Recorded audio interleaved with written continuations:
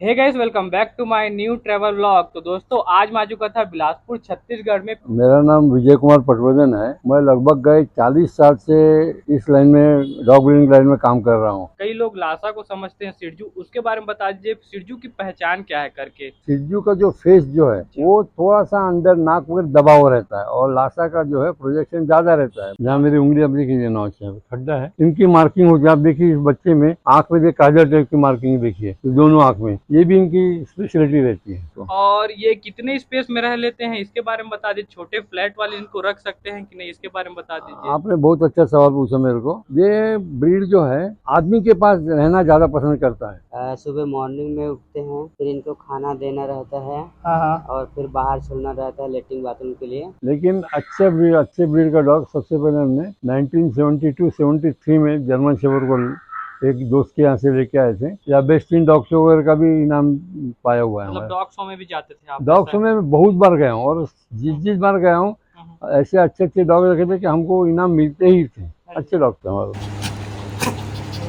Hey guys, welcome back to my new travel vlog. तो दोस्तों, आज मैं आ चुका था बिलासपुर छत्तीसगढ़ में प्यारे प्यारे सिरजू के पपीज आपको दिखाने के लिए। यहाँ पर आप देख सकते हो दो पपीज है और बहुत सारे हैं, बाकी हाथ में होल्ड नहीं कर पाते इसलिए दो रखा हूँ। तो दोस्तों, सबसे पहले चलिए भैया का नाम पता करते हैं और वो कितने सालों से ब्रीडिंग करते हैं उसके बारे में। तो भैया बता दीजिए आपका नाम क्या है और कितने समय से सिरजू ब्रीड में ब्रीडिंग कर रहे हैं। मेरा नाम विजय कुमार पटवर्धन है। मैं लगभग गए 40 साल से इस लाइन में, डॉग ब्रीडिंग लाइन में काम कर रहा हूँ। पहले मेरे पास में बड़े बड़े डॉग थे। अभी गए कुछ दिन से ये बड़े डॉग का ब्रीडिंग बंद करके अभी ये शिजू ब्रीड चालू किया है, करीब 2-3 साल से। अच्छा तो अच्छा। इस ब्रीड की कोई खासियत है, इसलिए इसको चूज किया मैंने। अच्छा, तो जैसे कि भैया इसका खासियत बता दीजिए, जैसे कि इसका डाइट प्लान क्या रहता है, इसका बिहेवियर कैसा रहता है, थोड़ा सा बता दीजिए। भैया खासियत तो जो ऐसा है कि ये नॉर्मल डॉग से बहुत कम खाना खाते हैं। नॉर्मली 50 ग्राम 60-70 ग्राम में इनका एक का खाना हो जाता है। अच्छा अच्छा। सिर्फ इनको ध्यान ये देना पड़ता है कि इनको खाना सिलेक्टेड देना पड़ता है। अच्छा। आप जैसे दूसरे बड़े ब्रीड को थोड़ा सा मिक्स खाना वगैरह आप दे पाओगे, हाँ। लेकिन इनको जो भी खाना देना है उसमें न्यूट्रिशन वैल्यू अच्छी होना चाहिए। ये ब्रीड जो है ये बहुत चंचल है, तेज ब्रीड है। अच्छा बड़े कुत्ते से भी इसका रनिंग बहुत स्विफ्ट रहता है, तो उसी के हिसाब से इनको न्यूट्रिशन डाइट वगैरह का उसको मेंटेन करना पड़ता है। अगर आप अच्छा डाइट देते हो तो आगे चल के ब्रीडिंग काम में भी आपको दिक्कत जाती नहीं। आपकी फीमेल जो है मेंस्ट्रुएशन पीरियड में समय पे आएगी, आपका मेल जो है वो मीटिंग भी अच्छे से करेगा। तो डाइट एक बहुत इंपॉर्टेंट एस्पेक्ट है इसका, इस लाइन अच्छा का। अच्छा। और अभी आपके पास प्रेजेंट में कितने स्टड है और फीमेल है, थोड़ा सा बता दीजिए हमारे व्यूवर्स को। मेरे पास में अभी 3 फीमेल है और अच्छा एक स्टड डॉग है। अच्छा। अच्छा तीनों अलग अलग लाइन्स के हैं और तीनों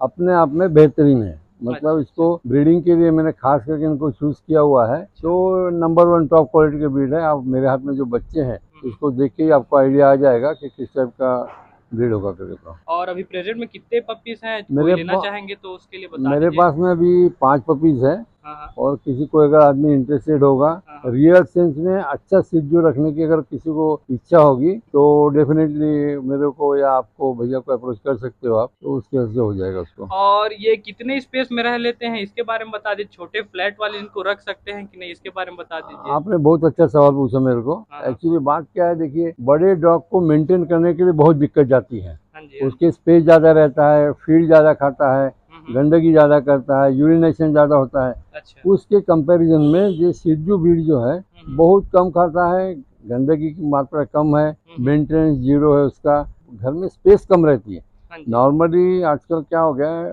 फ्लैट सिस्टम डेवलप हो गई है। जी जी। बड़े बड़े मकान आजकल कोई रहता नहीं है। एक फ्लैट में अगर बड़ा डॉग आप रखना चाहोगे तो पसंद नहीं, मतलब संभव नहीं हो पाता मेंटेन वो करना। तो जो सिज्जू जो आराम से वहाँ पे एडजस्ट हो जाता है। ये फैमिली डॉग है। इसको अलग से रखने की बजाय अगर फैमिली के साथ में रखोगे तो इसके रिजल्ट्स और इसका बिहेवियर में बहुत अच्छा फर्क पड़ता है। जी जी। और जैसे कि भैया सिरजू हो गया और लासा हो गया, कई लोग लासा को समझते हैं सिरजू, उसके बारे में बता दीजिए सिरजू की पहचान क्या है करके, इसके बारे में थोड़ा बताइए देखिए सिरजू। ये लासा और सिज्जू जो है ना, मोर और लेस रिजेंबल करते हैं, लेकिन सबसे बड़ी बात है सिज्जू का जो फेस जो है अच्छा वो थोड़ा सा अंदर नाक वगैरह दबा हुआ रहता है, और लासा का जो है प्रोजेक्शन ज्यादा रहता है, बाहर रहता है। सिज्जू का जो आंख और नाक के बीच में एक नौच रहती है। अच्छा। जहाँ मेरी उंगली अब देखिए, नौच है, खड्डा है। हाँ हाँ। पंच फेस में। पंच फेस में जिस टाइप की नॉच आपको दूसरे बड़े डॉग में रॉटवीलर वगैरह मिलती है ना, उस टाइप की। अच्छा। तो एक जो अनजान आदमी एकदम स्टार्टिंग में अगर कोई काम करता है या खरीदने जाता है बच्चा, तो उसको डिफरेंशिएट करना मुश्किल जाता है। हाँ जी, हाँ। बहुत जगह पे क्या हो जाता है कि जिनके पास में बहुत ज़्यादा डॉग है, लासा भी है, सिज्जू भी है, तो उसके में क्रॉस ब्रीडिंग वगैरह अगर हो जाता है तो अच्छे लाइन का बच्चा मिलना मुश्किल जाता है। जी। इसीलिए हमने लासा को अपने पास रखा ही नहीं है, हाँ जी, हमने प्योरली सिज्जू रखा है। हाँ जी। और कोई भी एक्सपर्ट अगर हमारे यहाँ के बच्चे देख लेता है ना, तो तुरंत पहचान जाता है कि चीज़ कैसे चीज़ है। बाकी यहाँ आप आओगे तो उनके मदर फादर को भी देख सकते हो। बिल्कुल 100। हम तो भैया आपको वही चीज़ बोलते हैं कि नॉर्मली डॉग अगर आप खरीद रहे हो, आप पैसा इन्वेस्ट कर रहे हो, तो सबसे अच्छा है आप जो बच्चा ले रहे हो उसके मदर फादर को अवश्य देख लीजिए, क्योंकि एक ट्रेंड बना हुआ है।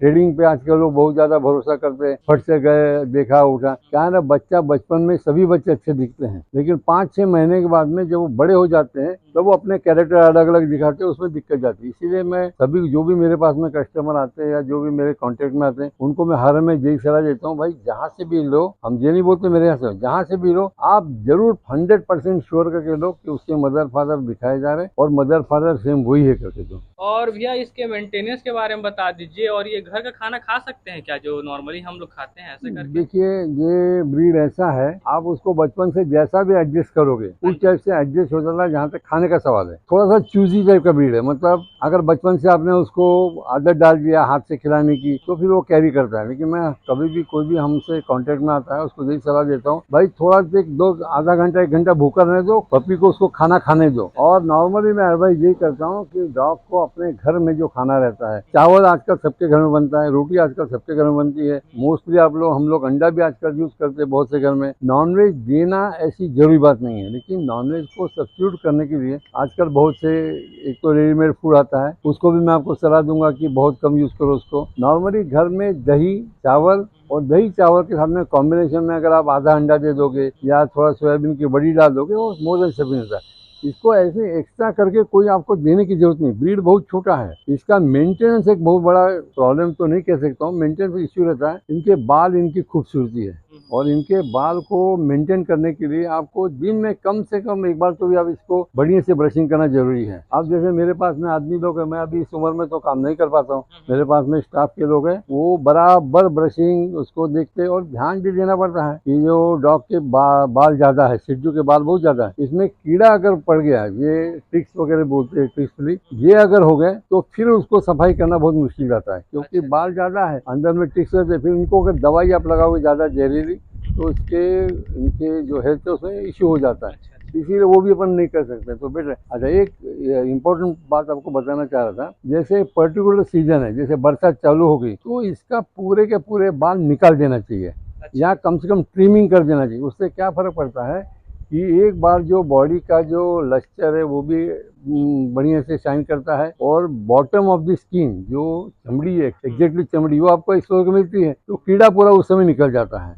आप उसके बाद में उसको साफ सफाई बढ़िया से ध्यान देके आप ये समझ लीजिए कि रिन्यूएशन हो गया, वो जैसे अपन घर में दीवार को पुताई वगैरह करते हैं उस टाइप का सिज्जू तैयार हो जाता है, और बाल बहुत जल्दी आ जाए 2 महीने में। देखिए, आप बाल काटो या ना काटो, ब्रीड तो ब्रीड है, देखने वाला तुरंत पहचान जाता है कि क्वालिटी क्या है, इसीलिए स्पेशली आपको उस चीज की चिंता है। हाँ, बाल 2 बार कर काट दो महीने में, मतलब हफ्ते में 1 बार अच्छे से डीप नहलाओ उसको। नहलाने के बाद में ये ध्यान दीजिए कि उसमें कीड़ा वगैरह तो नहीं है, और उस चीज का अगर आप ध्यान दोगे तो नॉर्मली मेंटेनेंस ऐसे नहीं है, लेकिन ये है साफ सफाई होना जरूरी है। इसकी नखून टाइम से काट दो। और इसको हैंडलिंग करते समय देखिए, घर में जिस घर में छोटे बच्चे हैं, और जैसे हम लोग भी मूवमेंट करते हैं, ये ब्रीड जो है आदमी के पास रहना ज्यादा पसंद करता है। तो इसको क्या है कि अगर आप कहीं हड़बड़ कर रहे हो, पाँव के नीचे बच्चा आ गया तो दबने की थोड़ा सा दिक्कत रहती है। छोटा ब्रीड है तो अडल्ट वेट कितना होता है इसका, मतलब बड़े होने के बाद कितना वजन? 4 किलो के आजू बाजू रहता है, और बच्चा छोटा तो इतना डेलिकेट रहता है, एक छोटे चूहे के बराबर बच्चे होते हैं। और इसकी सबसे बड़ा ध्यान इसी में देना पड़ता है, इनका ब्रीडिंग थोड़ा सा प्रॉब्लमेटिक इन द सेंस, बच्चे जब पैदा होते हैं बहुत छोटे होते हैं, माँ का एटीट्यूड कैसा है, नेचर कैसा है, इसीलिए आप देखोगे, आप नॉर्मली इसका ब्रीडिंग बहुत कम लोग करते हैं।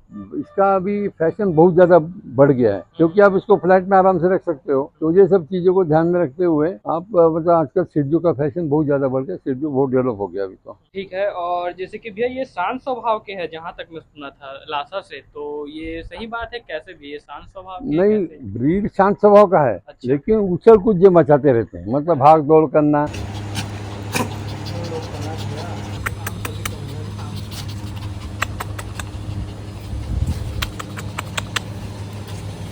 और लोग बोलते हैं कि भाई सिक्योरिटी, कोई भी बाहर का आदमी अगर गेट बजा दे, जब तुरंत आपको अलार्म देंगे चिल्ला के। ऐसा नहीं, हाँ एकदम मतलब ये कॉमन है इसका। कोई भी बाहर का अगर चीज आती तो ये आपको बराबर वो देंगे, अलर्ट कर देंगे। अलर्ट अलर्ट एकदम बेल, एकदम बेल, फट से आपको पता चल जाएगा कि कोई आया हुआ करके। तो इसका ब्रीडिंग का ही थोड़ा सा प्रॉब्लम है, बच्चे छोटे रहते हैं, दूध पिलाना पड़ता है, रात रात भर 1 2 3 दिन रात को जगना पड़ता है। बाकी दोस्तों वही है, इसका फूड वगैरह हो गया और एडल्ट वेट अच्छा है, मतलब कि आप कम बजट में इसको रख सकते हैं। बाकी भैया ये कितने महीने के ये बता दीजिए ना मेरे ये 4 महीने के बच्चे हैं। नॉर्मली क्या हो गया अभी, एक तो सिलेक्शन चल रहा है और मैं कॉम्प्रोमाइज नहीं करता हूँ कॉस्ट के साथ में, क्योंकि ब्रीड मेरा अच्छा रहता है। मैं घर का ही ब्रीडिंग देता हूँ, इसलिए क्या बेसिकली ये ब्रीड भूटान से आया हुआ है। ये भिक्षुक लोग थे, उनके पास था, तो इन लोगों ने क्या अपने राजे महाराजा की तरफ में उसको दिया है, तो वहाँ से वो डेवलप होते होते और अभी इसका लाइकिंग बहुत बढ़ गया। बड़े सिटी में तो बहुत लोग इसी को पसंद करते हैं। स्पेस कम में रहता है, खाना कम खाता है, खाना कम, गंदगी कम, ट्रेनिंग बहुत अच्छा है इसका। तो भैया भी आप अकेले तो काम नहीं करे, साथ में काम करे, तो भैया दीदी का थोड़ा सा नाम बता दीजिए, क्या क्या नाम है उनका? ये मेरे साथ में लगभग 15-16 साल से ये लोग जुड़े हुए हैं। अच्छा, 16-17 आते हैं, एज ए फैमिली मेंबर ही हम लोग काम करते हैं। अच्छा, हमारा एम्प्लॉय और एम्प्लॉय का रिश्ता नहीं है, फैमिली मेंबर है। और जो मियाँ बीवी है दोनों, तो लड़की का नाम है राजकुमारी सुरेश विश्वकर्मा, और लड़के का जो नाम है, जो उनका हस्बैंड है, उसका सुरेश अजीत विश्वकर्मा नाम है। दोनों हमारे साथ ही रहते हैं, हम लोग एक ही साथ में एक ही जगह रहते हैं, एक ही साथ खाना खाते हैं, एक ही साथ रहना उठना बैठना होता है। तो भैया बताइए क्या क्या मेंटेनेंस करते हैं, इसके बारे में बताइए, क्या क्या काम रहता है आप लोग का? हम लोग का काम भैया हाँ सुबह मॉर्निंग में उठते हैं हाँ जी, 5 बजे लगभग। हाँ हाँ फिर इनको खाना देना रहता है हाँ हाँ। और फिर बाहर छोड़ना रहता है लेटरिन बाथरूम के लिए। अच्छा, घुमाना फिराना रहता है। जैसे ही इनका लेटरिन बाथरूम हो जाता है, थोड़ा सा घूम फिर लेते हैं। हाँ जी। उसके बाद इनका जो मुंह के आसपास को साफ करते हैं कपड़े से, हाँ फिर जी, से हाँ जी। कोमिंग करते हैं। अच्छा, और जी। कोई परेशानी थोड़ी होता है, परेशान थोड़ी करते हैं ज्यादा ही? नहीं, ऐसा कोई मतलब परेशानी नहीं करते हैं। हाँ हाँ ये मतलब अच्छे हैं हाँ जी, ब्रीड। हाँ हाँ, शांत स्वभाव के बोल दीजिए। जी जी, शांत स्वभाव के हैं। तो भैया आप 40 साल से काम कर रहे हैं, तो कौन कौन से डॉग ब्रीड के ऊपर आप काम कर चुके हैं? उसके अलावा आपने घर से शुरुआत किया था कि कैसे था, थोड़ा सा बताइए हमारे व्यूअर्स को। भैया बचपन से मेरे को डॉग का बड़ा शौक रहा है। बहुत पहले से, जब मैं स्कूल लेवल में पढ़ता था, तब से मैं डॉग कहीं से कहीं, यहाँ से जहाँ से मिला ला के पालता था। लेकिन अच्छे ब्रीड का डॉग सबसे पहले हमने 1972-73 में जर्मन शेफर्ड को एक दोस्त के यहाँ से लेके आए थे। उसके बाद फिर हमने देखा कि नहीं, अच्छे बच्चे अच्छे का पेयर करना, तो फिर पेयर पालना जो, फिर मैंने पेयर को किया। फिर बाद में स्कूल एजुकेशन वगैरह कंप्लीट करने के बाद में कॉलेज जब फाइनल हो गया, तब जब से हम कंटिन्यू अभी डॉग ब्रीडिंग का काम कर रहा हूँ मैं। और मेरे पास में क्या अभी तक की जो एक रिनाउंड ब्रीड जो है डॉबरमन है, लेब्राडोर है, जर्मन शेफर्ड है, रॉटवीलर है, पग है, ये सब का ब्रीडिंग में कर चुका हूँ। अभी क्या उम्र ज्यादा हो गई है, और दूसरी बात क्या है कि हैंडलिंग का अगर प्रॉब्लम होता है, तो इसीलिए वो बड़े ब्रीड छोड़ के ये छोटे ब्रीड, जिनकी की डिमांड थोड़ी बहुत अच्छी लगती है, इसमें मैं शिफ्ट किया हूँ। मतलब बहुत सारे डॉग ब्रीड पे आप काम कर चुके हैं, उनका नॉलेज है आपको, बोल दीजिए। बहुत सारे ब्रीड, मतलब मेरे पास में एक समय 30-32 डॉग्स थे, और मैं एक ऐसा, हमको लगता अकेला यहाँ ब्रीडर हूँगा कि यहाँ से हम अपने डॉग को मेरे खुद के पर्सनल वैन में भर के यहाँ से नागपुर, हैदराबाद, चंद्रपुर, रायपुर, कई जगह जाके हमारे डॉग ने वहाँ पे अच्छा रैंकिंग फर्स्ट सेकंड पोजीशन में, या बेस्ट इन डॉग शो वगैरह का भी इनाम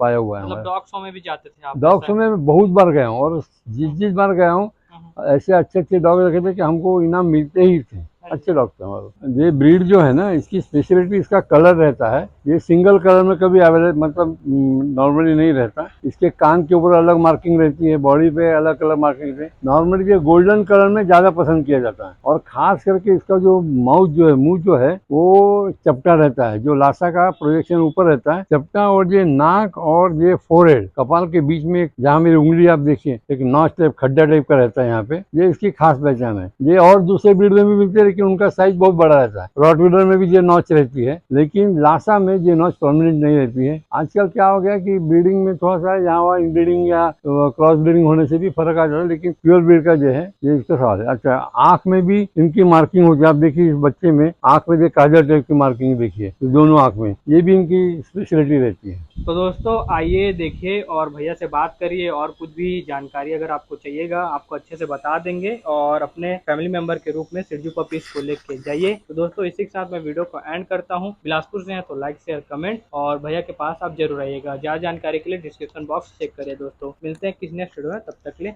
बाय बाय।